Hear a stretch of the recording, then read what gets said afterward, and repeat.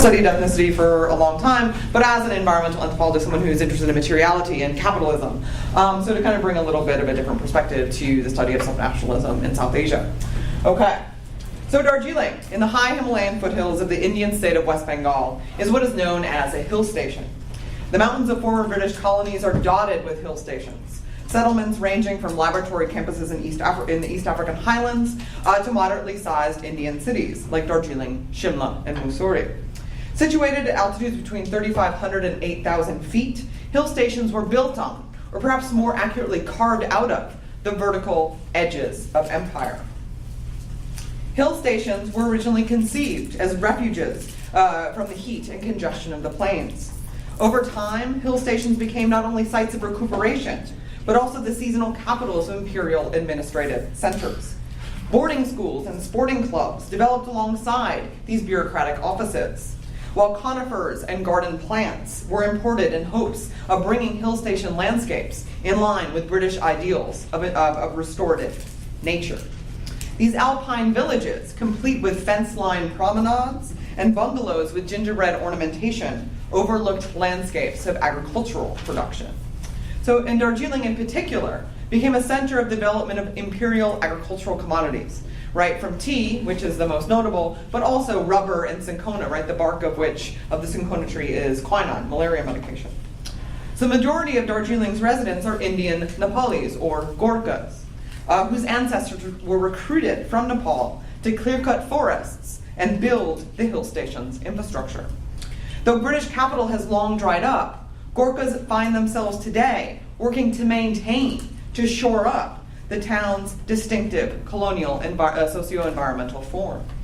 Most people's livelihoods still depend on the same industries that once propelled colonial extraction, or what are commonly known as the 3 T's: tea, timber, and tourism. So to the thousands of domestic and international tourists who visit Darjeeling each year, and not to mention the tons of people who drink Darjeeling tea every day, there's some back there if you would like, the material features of Darjeeling's hill station landscape appear to belong in the Himalayan foothills, just as the regions often exoticize Nepali-speaking residents do. But belonging in this erstwhile colonial refuge is complicated. In Darjeeling, questions about the rights of Gorkhas to place to this former imperial hill station are bound up with questions about the ecological effects of tea plantation monoculture, the sustainability of forests, and the appropriateness of a sprawling city in the high Himalayas. So since the mid-1980s, regional political parties in Darjeeling have been agitating for the creation of an Indian state, a separate state of Gorkhaland, which would comprise the region's Nepali majority, or Gorkha majority.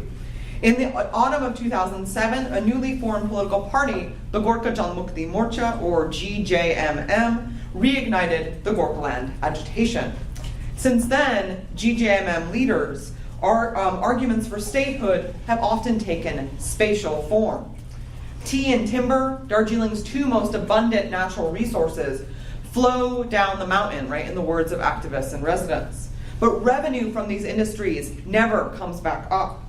With a separate state of Gorkhaland, the economic boons of the region's industries, particularly those 3 T's, tea, timber, and tourism, would circulate back from the plains to the mountains.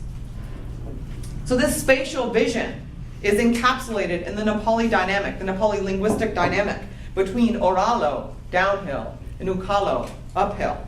Right? So thinking about up and down flows.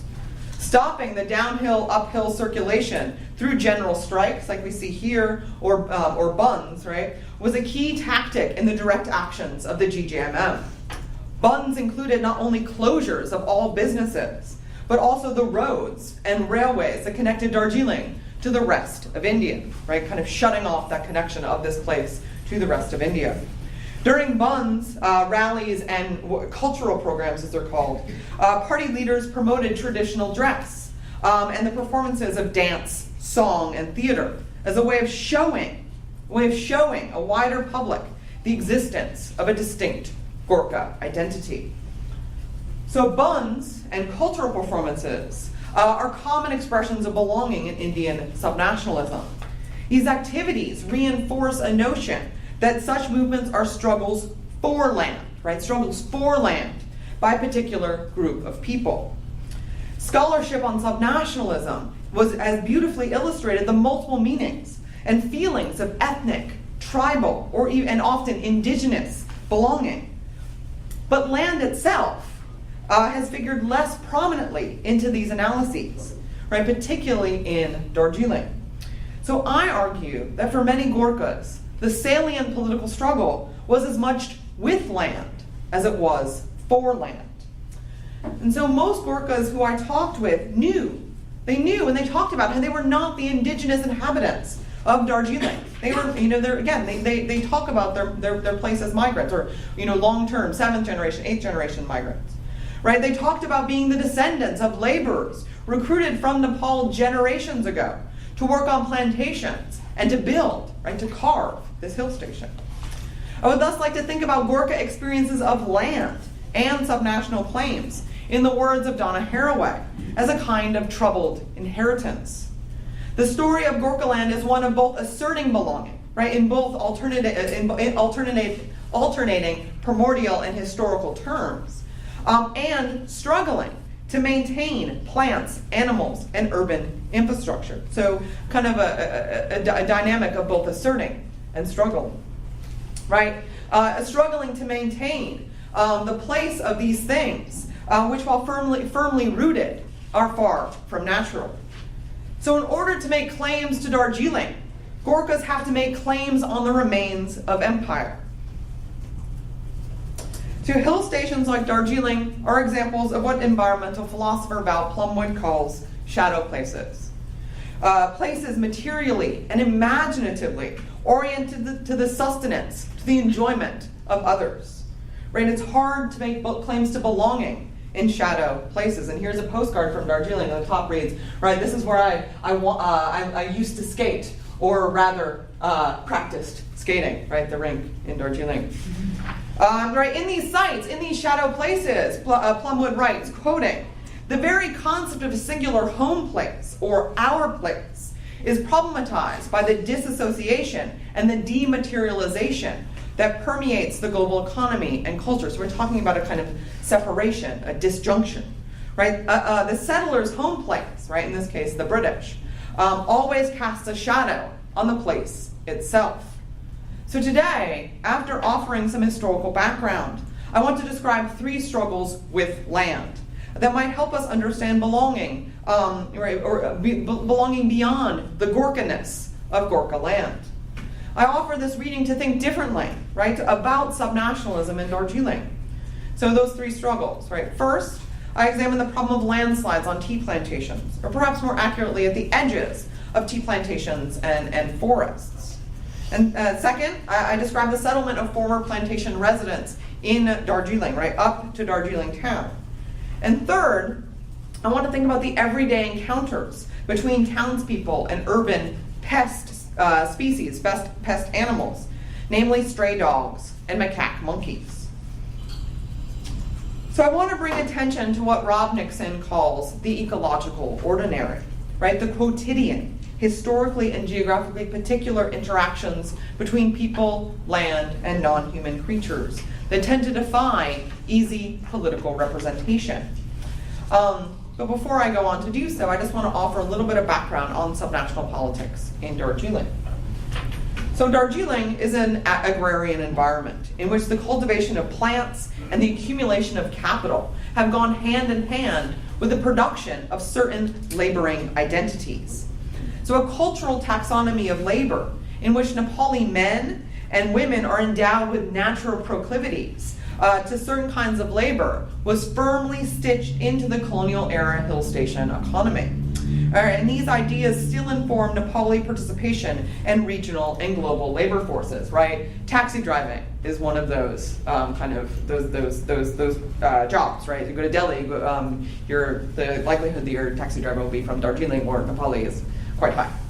So I'm going to skip over, right, pre-independence and some post-independence movements by Nepalis in Darjeeling to fight for the rights and the recognition of Gorkhas in India. Specifically, the Nepali language movement of the 1960s, which successfully fought for the registration of Nepali as an official state language, or a language of the state of West Bengal.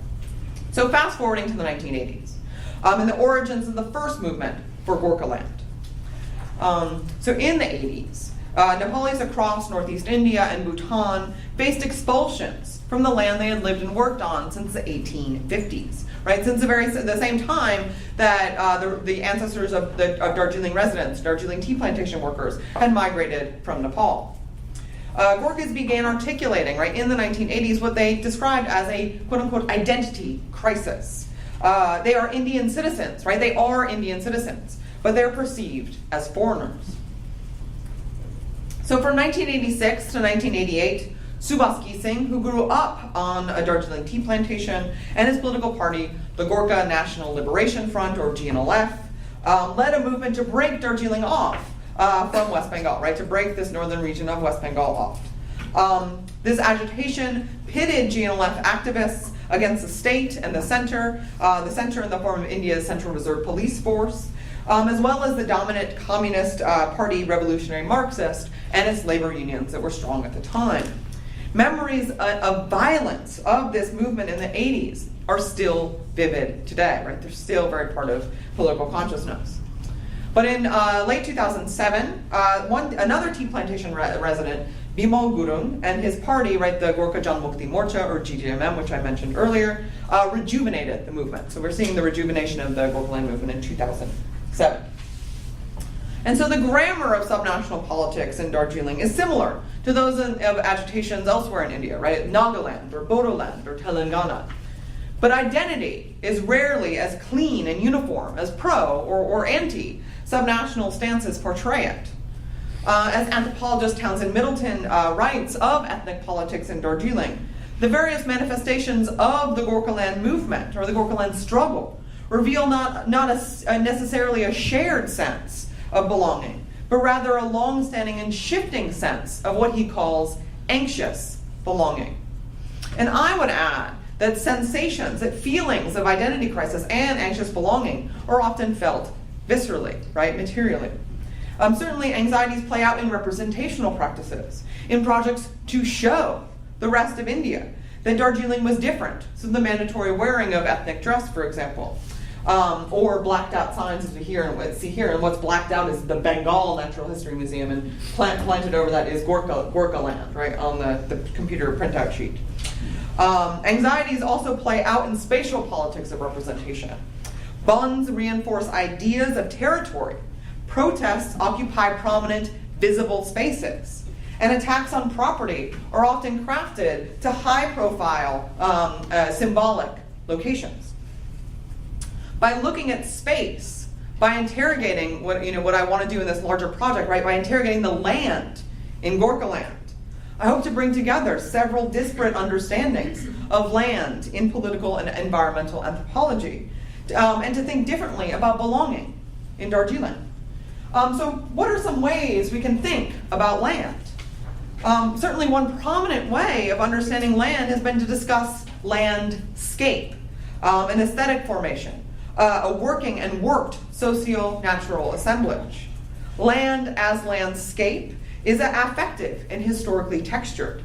Land is both a site of belonging and an alienating expression of political or capitalist dominance over people and resources. Both worked and wild landscapes figure prominently in historical representations of Darjeeling, as well as Gorkha activists' representations of Darjeeling. And the Gorkhaland struggle.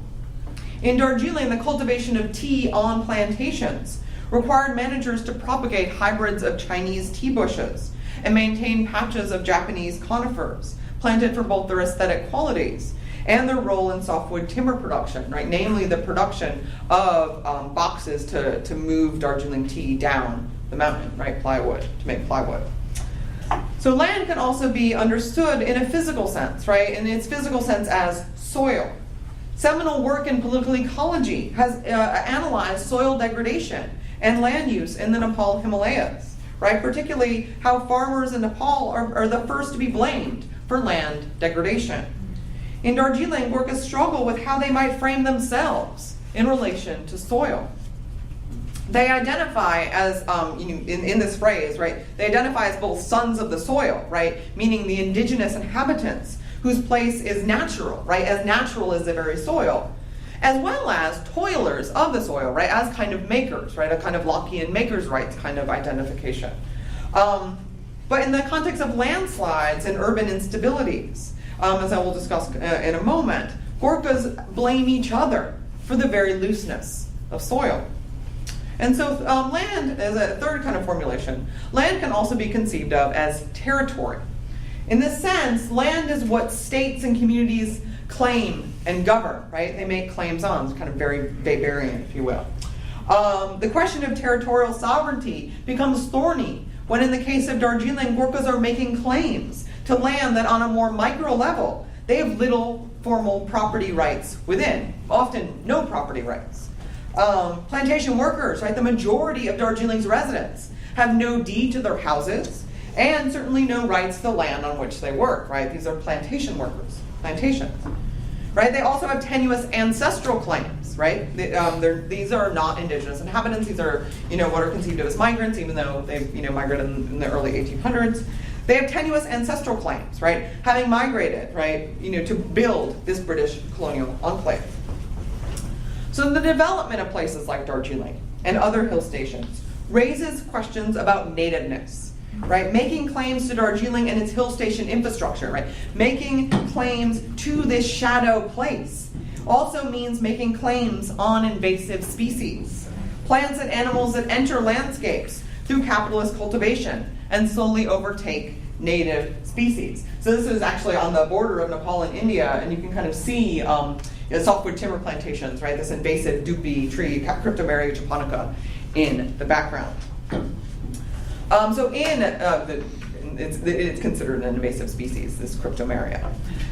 So in settler colonial contexts, scholars have critically engaged the social divisiveness of narratives of species invasion, right, and naturalization, tied as they have become to the anxieties about alien peoples and cultures.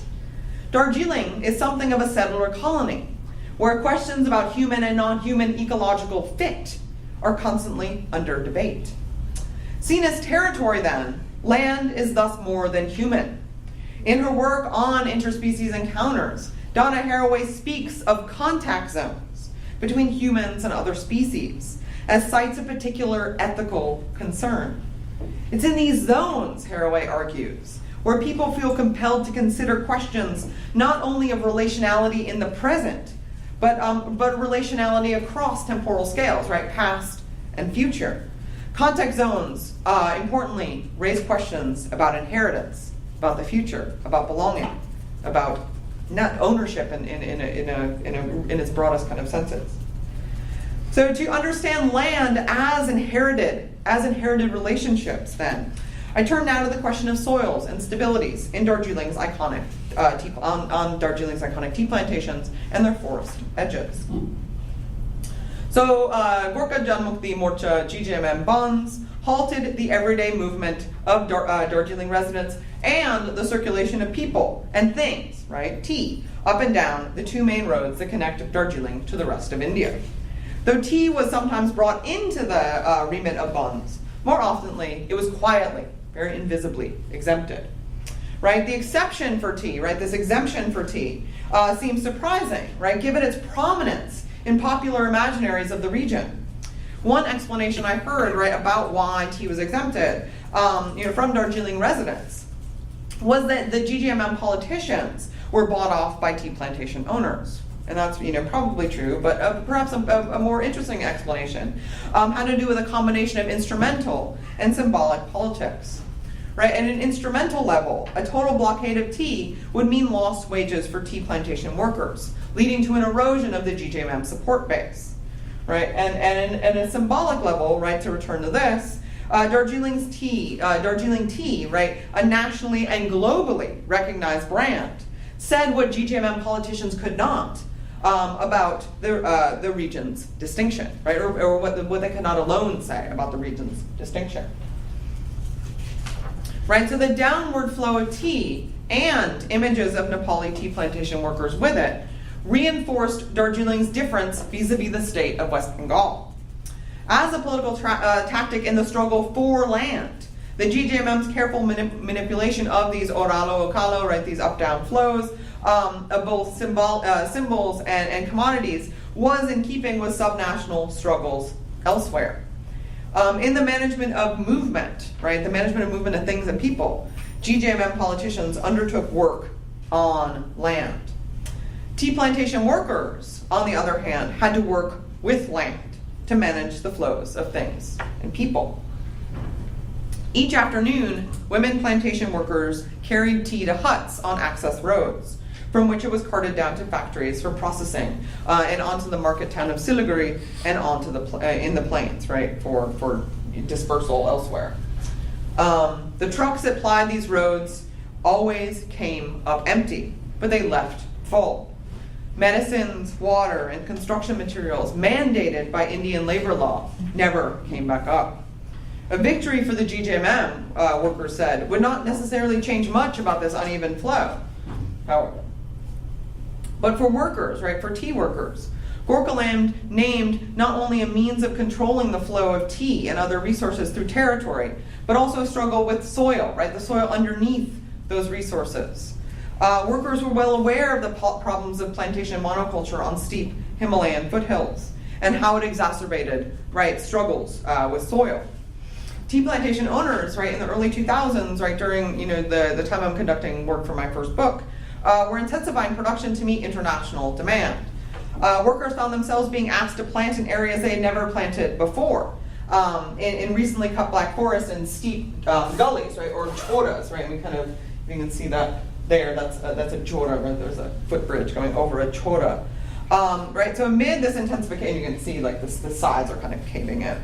So amid this intensification, right, the up, down movements signaled a different kind of precarious belonging. One of actual soils, plants, water, and perhaps even tea itself. One geologist writing about landslides in Darjeeling described the region as being in quote-unquote quasi-unstable equilibrium, meaning that any amount of rainfall at any time could result in a landslide. Workers, too, experienced life on the plantation, especially at its edges, right, places like choras, as in a kind of quasi-unstable equilibrium. Planting in choras and clearing forests were recipes for disaster. The question was not if land would slide, but when.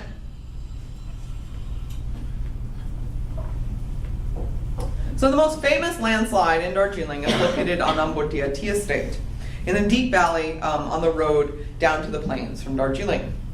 In October 1968, the landslide began about 1/3 of the way down the ridge, where a forested area divided Ambutiya from a neighboring plantation and covered a particularly steep slope.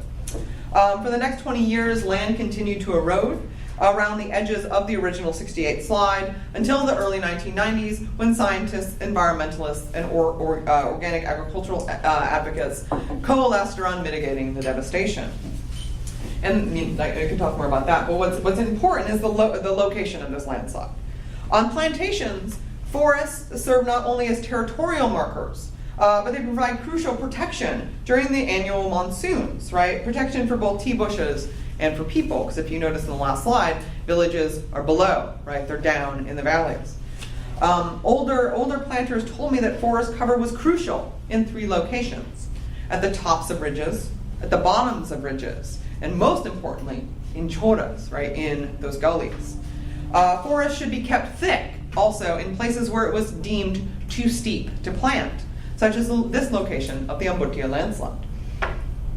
So laborers on Ambutiya and most plantations lived in villages, importantly, right, situated most often below tea fields, right? And here you can see, if you can, in the very background of this slide, 40 years later, that same Ambutiya landslide.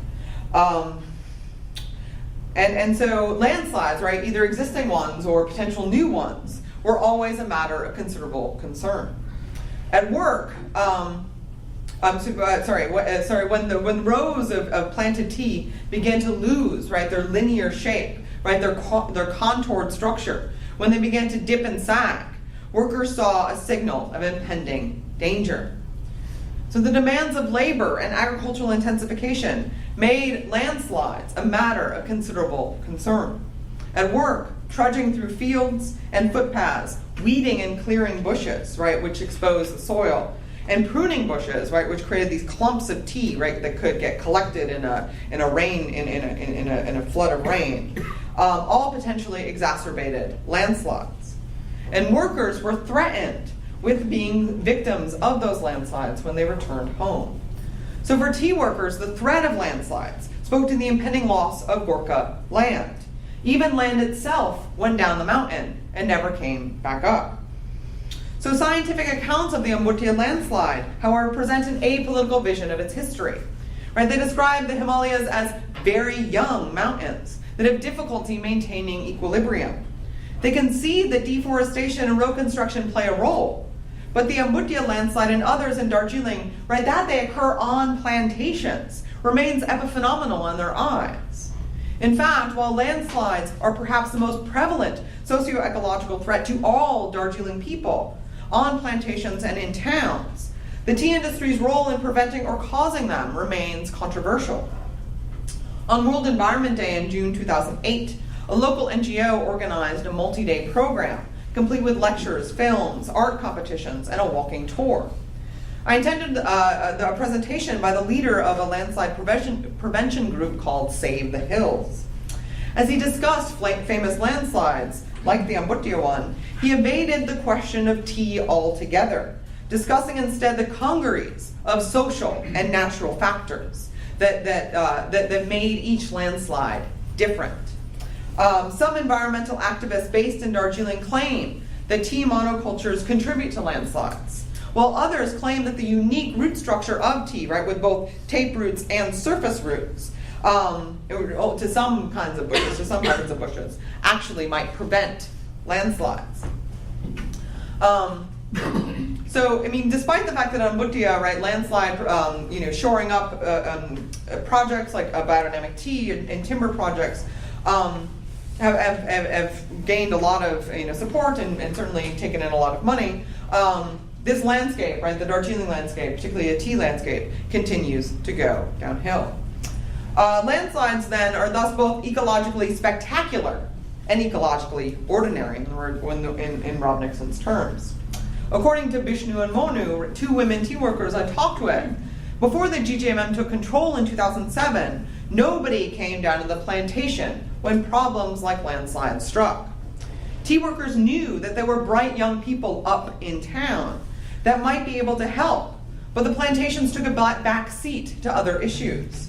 Right? They joked that since 2007, the GGMM leadership, in their big new SUVs and fancy new clothes, did come down, but only to look at their problems, to have their pictures taken while they were looking at the spectacle of the landslide, and using these images of environmental disaster as a justification for the Gorkhaland demand. Politicians made a spectacle of their visits, but the end result was largely the same. As Monu rhetorically asked in our conversation, but what do they do for the landslide? As all the party did was come and look around, end quote. Plantation landslides were thus the result of simultaneously productive and destructive work, daily tea plucking and long-term deforestation. Landslides, either realized or imagined in sagging rows of tea, highlighted what Rob Nixon also calls a sense of displacement in place. The condition of being simultaneously immobilized and moved out of one's living knowledge as one's place loses its life-sustaining features, right? Life-sustaining features. In Darjeeling, those life-sustaining features remain the three T's of the hill station: tea, timber, and tourism. Landslides then give a visceral sense to anxious belonging. Landslides are immediate threats to already marginalized people. They cause displacement in place. And displacement in place contributes to the second struggle with land that I want to discuss, right? The struggle between plantation and town. So permanent jobs or new permanent jobs on plantations are rare, right? Rare, like jobs are passed through kin lines. They are not created and they're not destroyed. Since independence, plantation populations have grown, while the demand for labor has decreased, arguably. Plantation village residents not only employed on plantations, move up to Darjeeling Town and its environs, right? And here in this picture, you can see the edge of plantation and town, and this kind of jora that's losing its sides, in the middle of the frame.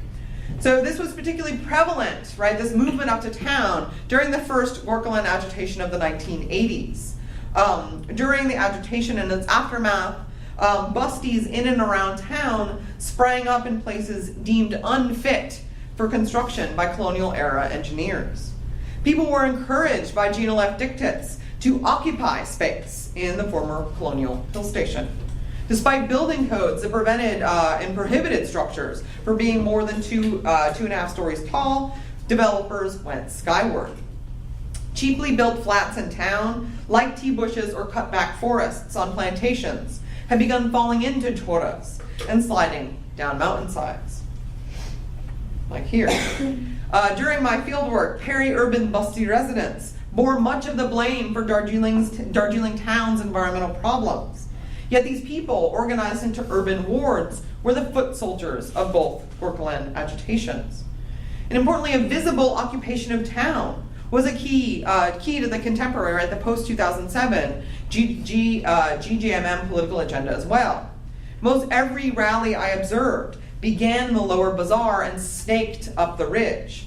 Unlike the previous incarnation, right, the GNLF movement of the 80s, which always held rallies in the down bazaar, right, in the key market center, right, the lower bazaar. GGMM activists held their speeches and events at the top of the ridge in a place called Chaurasta, and this is former Gorkha soldiers in a cultural performance in Chaurasta. So while the down bazaar, right, by that main kind of commercial bazaar, was the social and economic center of what is colloquially called downtown, where non-British settlers in Darjeeling lived under colonial rule, Chaurasta was the center of uptown, right, the formerly all-white section of town. While the post-1986 urbanization of Darjeeling has contributed to the breakdown of stark class and racial distinctions between downtown and uptown, Chaurasta remains, as in the colonial period, the tourist center of Darjeeling. In present day, uptown, right, this is again Chaurasta, maintains a distinctly British feel.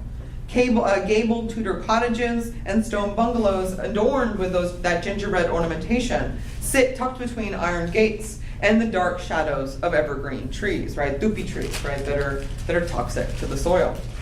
And the space of Chaurasta remains and maintains this symbolic importance. So Darjeeling's 19th century hill station infrastructure is now supporting a 21st century population. Water shortages are chronic. Town residents, particularly downtown residents, have no regular access to water for multiple months out of the year, almost 6 months out of the year in the non-monsoon months, despite the fact that Darjeeling has some of the highest rainfall in the world. And today's joras, right, to come back to this picture, lead downward, out of the city, and towards the plantations below. And they're nearly always constantly glutted with waste. Darjeeling's urbanization reveals a landscape of what anthropologist Ann Stoller calls imperial debris. And we may think about imperial debris as those hotels from the last slide, but I would like to kind of consider the jora as an important piece of imperial debris, right, that is clogged up with contemporary debris. And certainly imperial debris like Chaurasta, right, and again, a more obvious form of imperial debris, sat in tension with that actual debris, right, corn cobs, horse dung, right, and little plastic pond pockets. In late 2009, students from Darjeeling St. Joseph's College produced a series of short films, ominously titled Black Darjeeling, that interrogated the paradox that India's most famous hill station refuge was also a site of pressing environmental problems. The film portrays Darjeeling as caught in a perpetual holiday mood and stuck somewhere in the middle of running and sleeping in the famed rat race. Chaos reigns in dingy apartments and unlivable hygienic conditions, and in the surprising lack of drinkable water in this part of the world where rainfalls are healthy, end quote. So the film and those of students zeroed in on these different timescales of debris. So the films in Black Darjeeling, right, this compendium of films, tackle problems from landslides to education to waste management, and are united by both the sense of privileged 20-something angst and an appeal to an environmentalism that hinges on a sense of troubled inheritance, right, a sense of the future. In Gokul Sharma's film, entitled Waste, A Journey Towards Change, the narrator wanders through the streets lined with clogged drains and broken pipes and past garbage-filled choras, interviewing shopkeepers and garbage collectors. The film juxtaposes scenes of accumulated waste below and the famous mountain vistas on high. Sharma explains, quoting, "Darjeeling is a place that appears to be like an artist's masterpiece, a paradise. But slowly I find that Darjeeling as a paradise is just an illusion. As I walk the streets each day, I'm encountered with only waste. Darjeeling lives on the top of the waste and proudly calls itself the Queen of the Hills." The term Queen of the Hills also dates back to 19th century tourist guidebooks. Sharma's ironic use of the term frames Darjeeling as a city out of place. In this depiction, Darjeeling's residents living on top of one another, apathetic and insensitive to the problems that they, and rarely we, created, are perpetuating a slow violence upon themselves. So while Chaurasta is still a tourist destination, right? Here's Chaurasta again in a tourist postcard. For sipping tea and gazing at the mountains, the infrastructures for sewage, water, and waste that move material into, but more importantly, out of, right, down out of, town have never been upgraded. The question of what and who should and should not go up and down, and a question that infrastructure is designed to answer, was reignited in local debates, in local debates, in Darjeeling debates about waste. In these debates, environmentalists made the case that overpopulation and quote-unquote uneducated town dwellers misrecognized choras as a vehicle for the movement of waste.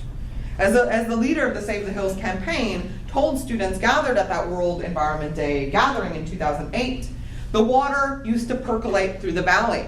Water used to run off. But now with tremendous urbanization, all the water drains off into another drain and it eventually goes into our joras. Those joras are not meant to hold water, So the joras are eating up the land around them. Misrecognition led to blockages and slippages. But when the slow violence of waste management morphed into the acute violence of disaster, some Gorkha activists linked misrecognition with the quest for the question of political recognition. So in early 2009, Cyclone Aila spun around the Bay of Bengal and burst north across the plains, settling over the Himalayas. In Darjeeling, resulting landslides destroyed infrastructure and villages. The most significant damage occurred in Lower Tongsong village on the backside of town, on land once categorized as unbuildable, right, by those colonial era engineers. Town residents said that British engineers, right, had deemed it so because it was too steep to plant and covered, ironically, with the loose soil and backfill from leveling out Chaurasta, right, backfill. So Aila, and this is Tongsong, struck in the height of the GGMM agitation. But in the aftermath, politicians, environmentalists, and residents struggled with how to characterize the event. Attempts to contextualize the loss of land, housing, and life brought questions of ecological belonging together with questions of political belonging. Attending to the slow violence of land degradation in Darjeeling meant the additional labor of maintaining eroding slopes or fixing disastered slopes. The work of living in and shoring up a marginalized place became part of the Gorkhaland agitation. As one GGMM cultural program held in the aftermath of Aila, in this program, a leader said, right, and he's deploying kind of a familiar middle-class discourse of collective responsibility. to link the landslides and the problem of waste and an unsustainable urban living, right? He said, there was once an iron age, a stone age, and an ice age. You know what our age would be called? The age of plastic litter. But it is much more than that. In the cities, plastic may be an aesthetic issue. But in our hill station, but it is more than that. In the hill station, it is a life issue. It is in the choras, in our drains, in our landslides. The landslides that kill our people. We are making such a thing that goes against nature, right? Thinking about nature as framed and produced through kind of a history of hill station production, life, that is dangerous to nature. The very thing which Darjeeling has given us. Activists began more willing to weave the instability of land into narratives of Gorkha resistance, if only for a time. But the imaginary of the hill station continues to frame the nature of land. So the GJMM's approach to land degradation in the region remains one largely of spectacular response rather than deliberate prevention. Recalling Bishnu and Monu's criticism of the party for coming after the fact and merely looking around. It was over relief and it was over the spectacular response that environmentalists and Gorkhaland activists converged. In the wake of Ayla, the West Bengal government responded with financial and material resources. Right? This relief, however, failed to account for the ecological distinctiveness of Darjeeling. One GJMM activist and retired civil servant explained, disaster management plans were made in the writers' building, right, the seat of the West Bengal state government. So they do not know anything about Darjeeling. We are totally different up here. Here we need warm clothes. They send bicycles, right? Sending a cycle, sending dhotis, right? These, right, cotton wraps, right, is a very casual approach to disaster management, right? So sending a dhoti to where it's colder than here out, right? Think about that. In the wake of Ayla, Gorkhaland's outward manifestation as a struggle for land became intertwined with everyday struggles with land. The same activist continued. Once we get a state of Gorkhaland, the decision-making processes will be here in Darjeeling, not in Calcutta. In disaster management, it is not sympathy, it is empathy that is needed. It is about place. Calcutta will not bother because it is not their brothers. So empathy means, suppose I am the secretary concerned with whatnot, and I know that my people are dying. They are my relations, so I will work faster. The disaster management plan will be prepared by Darjeeling people who have the experience with how to handle the landslides. So they know that dhoti is not the item, or a cycle is not the item. The highlighting of geographical specificity in the context of cultural difference is important. But flashing forward, when I went to follow up on Ayla relief in the summer of 2012, 3 years after the disaster, many residents of Lower Tongsun had yet to receive monetary or material relief, while others had received pittances for their destroyed houses. The party continued to come down and look around. So just briefly on this third struggle with land, right? So the out-of-placeness of town and people sits in tension with images of natural mountain landscapes, Kanchenjunga, snow leopards, rivers, and tea bushes. Such images were prominent both in environmental programs like Black Darjeeling and those organized by local NGOs, but also in GJMM depictions of Gorkha heritage and nationally distributed images of Gorkhas, right? This is from the recent election. Right? The endangered red panda was a particularly prominent symbol. So in the lecture in that same 2000 World Environment Day program, a representative from the Darjeeling Zoo discussed the responsibilities of local people to help conserve the red panda. Right? Here's the red panda, right? Darjeeling's charismatic megafauna.